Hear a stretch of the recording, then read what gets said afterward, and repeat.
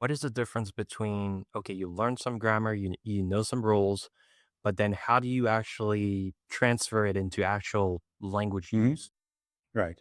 So the difference is, to use a technical term for once, I won't do that much, the declarative knowledge. If you learn that a verb in English takes an S in the third person singular, that's like learning that Napoleon was defeated in the Battle of Waterloo in 1815. It's basically learning a fact. It's not a skill at all.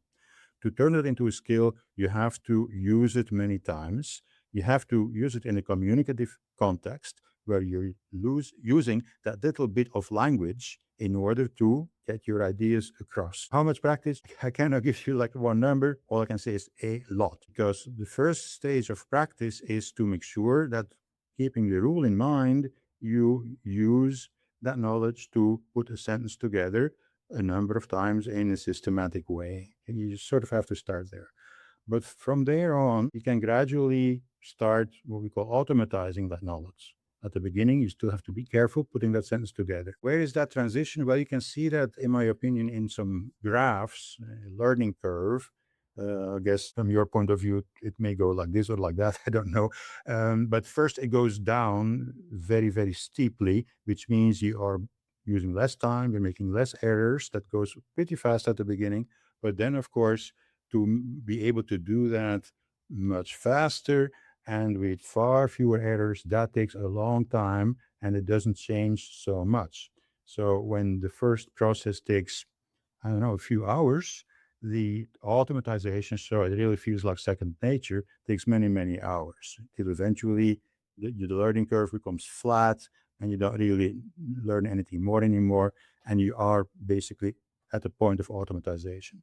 Now, one little annex here, addition to what I said, is automatization is not a categorical thing.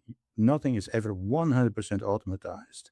A good example here, I think, would be learning how to drive a car. Okay, if you have driven a car for many years, well, you do this without thinking about it. You're not saying, "Oh, there is going to be a red light there. I'm going to have to push this pedal," you know.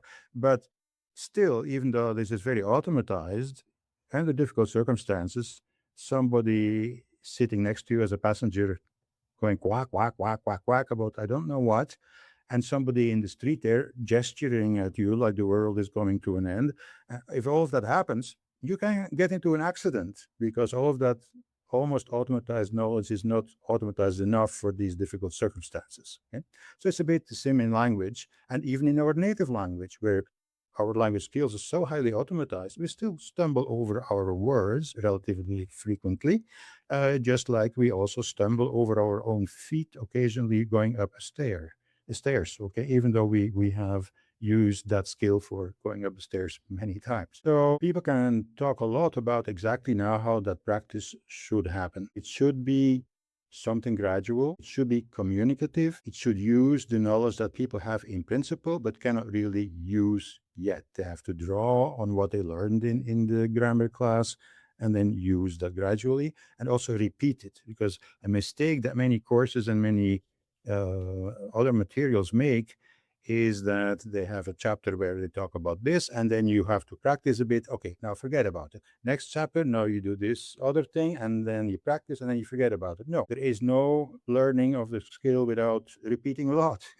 Whatever you've learned today, you have to repeat tomorrow or next week over and over again. Not in a mechanical way, in a communicative way, but still use it and do at the beginning a lot of thinking about how do I put this sentence together. But eventually, with a lot of communicative practice, you shouldn't have to think much about it anymore. And eventually, you may even forget the rules if you don't need them anymore. Really curious what you think about these, language learning apps because they're becoming very popular, Duolingo being one of them. Mhm. I'm not sure how familiar you're with them. What do you Mhm. think about these apps? Vaguely familiar because I've never really had the time to be a learner with those materials, but I've looked at some of them. I've seen analyses of some of them. And I would say, well, it depends on what your goals are. It depends on how good a learner you are, and so on. And some materials are much better than others. If you want to learn a language on your own, before you decide on what materials to use, look at them very carefully. Is there a bit of grammar in there? Do they explain it in a way you can understand? Is it clear? There is practice in there. Well, what kind of practice? Does it look like boring mechanical stuff? That's not really what we want to do. Are there any more interesting, more natural tasks? Can I do these tasks by myself at home? And then ultimately, will I ever in this course, even though this is something I do at home with the materials I bought, can I ever speak to a native speaker who will help me practice, who will be patient, and so on? Well, some courses now do have that because they've come to the realization that you can not learn how to speak a language without practicing speaking it. So they often incorporate the possibility of talking over the phone with one of their collaborators who is a native speaker for whatever language so that you can have some of that realistic practice. So I would look for that. After that, of course, you can, if you're a bit more advanced, find your own ways of practicing in different places. In this country, the US, which is a country of immigrants, you can find native speakers of just about any language, probably in your neighborhood. I don't know how many different languages are here in my neighborhoods, quite a few. So if I want to practice a language, I can do that. But at the beginning, you need the help making that transition. There's like this big bottleneck in language learning, and just learning a bit of the grammar in class, that's rather easy. And then once you're advanced, practicing more and blah, blah, blah, blah, blah, blah, that's easy too. But there is that difficult transition, that bottleneck, and that's what the materials have to help you with.